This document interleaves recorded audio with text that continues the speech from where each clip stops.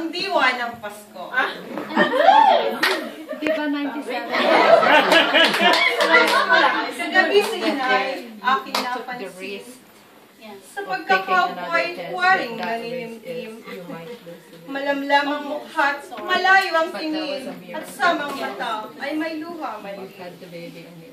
Kaya't sa aking ina, ako ay lumapit. Ako ay nagtanong, Inay, bakit? Bakit? Ano ang dahilan? Kayo ay may hapis. Putingin ako'y tiyagat sumunod.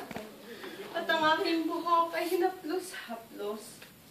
Waring pinipilit kuyumin sa loob ang lahat ng kanyang dinadalang lungkot. Halika na, Inay, limutin ang lumbay. Sa Paskong daratan, tayo ay magtiwang. Mahirap man tayo at salat sa yaman, ngunit busog naman sa pagmamahalan.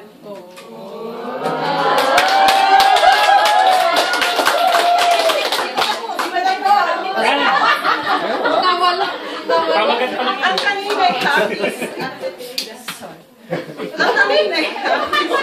at paang mukha. Ngayon masaya na at larawan ng tuwa. Sa pagkakangiti ay tumayong bigla at sa akin yumakap ang ina kong mutya. Salamat anak ko, ang kanyang nawika. Salamat at ikay may pusong dakila. Pagkawika niyo'y 10 halik yata ang sa aking pisngi, kanyang inilagda.